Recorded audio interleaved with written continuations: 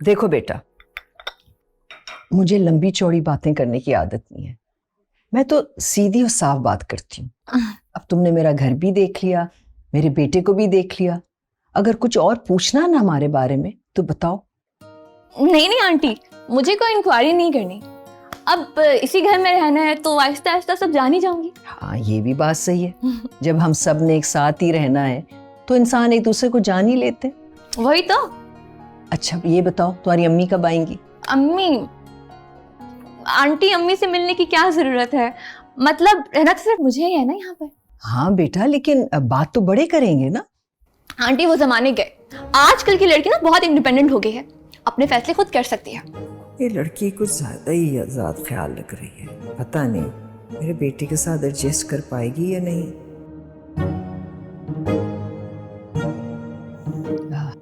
क्या सोच रही हैं आंटी?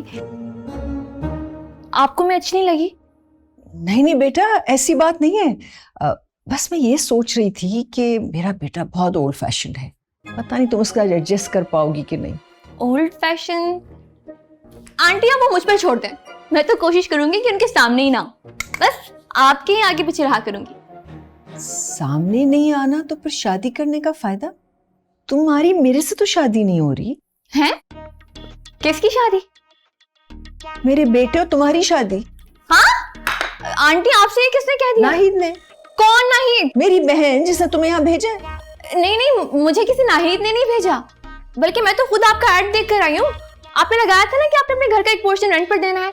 इनफैक्ट कल रात को हमारी बात भी हुई थी। हाँ हाँ, याद आया।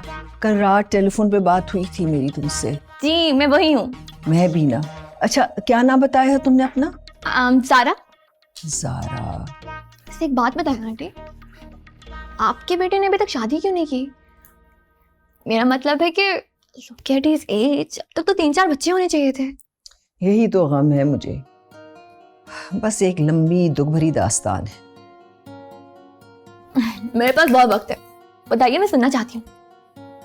तो सुनो, मेरे बेटे को ना एक लड़की से प्यार हो गया था, शिद्दत वाला प्यार जिसे इश्क कहते हैं।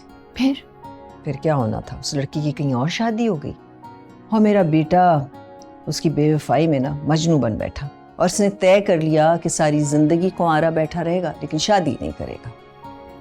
That's so sad. It is very sad.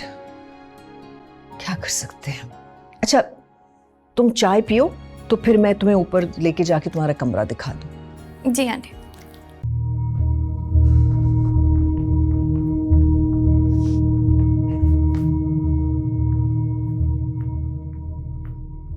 Faraz, Faraz तो मेरी बात क्यों नहीं मान रही? उस लड़की से मिलने में क्या प्रॉब्लम है? एक बार तो मिल लो। जब मैंने आपसे कह दिया मुझे शादी नहीं करनी तो फिर मिलके क्या करूंगा? फराज, मैं तुम्हारी नाहिद खाला को जबान दे चुकी हूँ। इतना अच्छा रिश्ता ढूंढा उन्होंने। अगर मैं चिराग भी लेके निकलूंगी ना तो इतनी अच्छी लड़की मुझे नहीं मिलेगी। मुझे दिन की रोशनी में भी उस लड़की को नहीं ढूंढना, और आप चिराग लेके ढूंढने की बात कर रही हैं। फराज, फराज, मेरी बात तो सुनो। तुम नहीं चाहते कि तुम्हारी मामा को बहू का सुख नसीब हो? वैसे दुनिया की पहली माँ है जो बहू में सुख ढूंढ रही है। वैसे सास और बहू की बनती नहीं आपस में। हाँ तो मैं सास नहीं बनूंगी ना, मैं माँ बन के रहूंगी उसके साथ। मैं आपसे कई बार कह चुका हूँ मुझे शादी नहीं करनी, मतलब नहीं करनी। अभी ऑफिस के लिए देर हो रही है, चलता हूँ। बाय। जिद मत करो प्लीज, रुक जाओ। बस लड़की आती ही होगी, एक कप चाय पी लेना, उस लड़की से एक बार मिल लेना, फिर चले जाना। नहीं ना प्लीज। फराज देखो आ गई वो। शकूर जरा दरवाजा खोलना। फराज नहीं जाओगे तो? फराज तुम ये अच्छा नहीं कर रहे। आप अच्छा कर रही हैं बेटे को इमोशनल ब्लैकमेल करके। तो तुम कौन से ब्लैकमेल हो गए?